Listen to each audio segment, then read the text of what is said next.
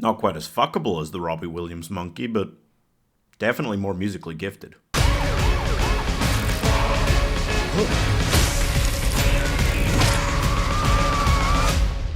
Oh, fuck. So many questions. How did they get away with making this in the insane fashion they did? How did Theojames manage to pull off the best double duty in a film since Lindsay Lohan and The Parent Trap? How did the guy who made Longlegs last year pull out some of the funnier moments of 2025 cinema? That one's a real head-scratcher. The Monkey stars Theojames as twins that grow up under the shadow of a toy monkey, but we don't call it a toy, which has been terrorizing and murdering their family for decades. After it killed their mum, they dumped it down a well and thought it was gone forever. 'Twasn't.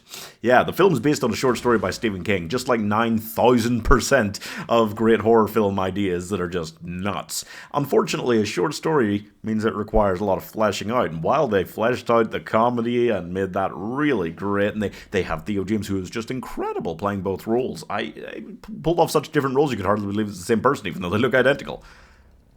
Unfortunately, when you have a short story, you also have to flesh out the story and make it more. This film has some genuinely hilarious moments, which I kind of expected from the time that I first saw the proper trailer for this.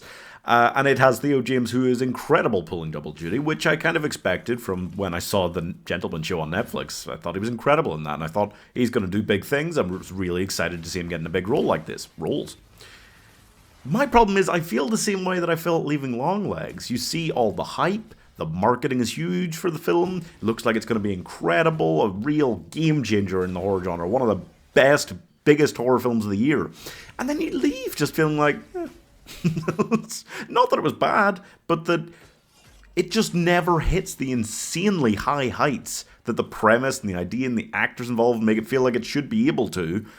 And I've got to assume that this is just down to the director, because the story choices, I mean, in both cases, are a bit nuts.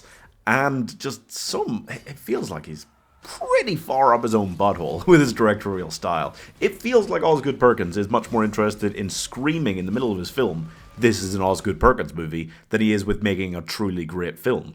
And I just don't think he's ever going to make a really great one because of that. Even though I love all of the ideas, it feels like he's much better at marketing a movie than making one. My problem is I look at Longlegs and I think that has a couple of moments of just truly, genuinely terrifying horror greatness.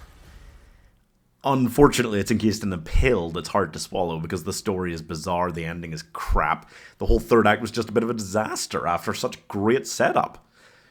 And I feel similarly in some ways, not as much maybe, but in some ways I feel similarly about this because it has incredible moments of comedy, like some of the best comedy I've seen recently, like such a great sense of black humor about it. It is wonderful. And yet it's again a difficult pill to swallow because it's encased in a story that's just a bit crap. It's got a lot of great characters and the actors and everything, not a problem. But just the story and the direction just feel off. And that means that even though I was thoroughly enjoying a lot of individual moments from it, it felt like a bit of a slog for a 90-minute film. I was shocked when I looked back and realized that was like 95 minutes long.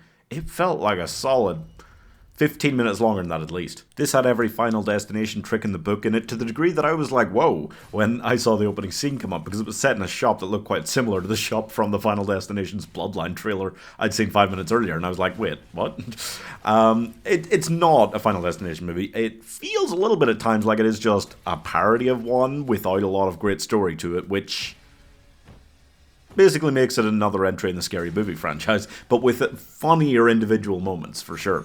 Overall, I just feel like it's greatness that's being dragged down by self-indulgent directing. And Osgood Perkins is, I don't know if he's going to be able to get over it. It feels like he's so determined to carve out his own niche that he's just going to sit in that niche and not make it accessible enough for everyone to love in the way that they should be able to, because this has got so much going for it, but it just ends up being a bit of a slog for a 90-minute film. So I'm giving The Final Derivation 3.5 stars.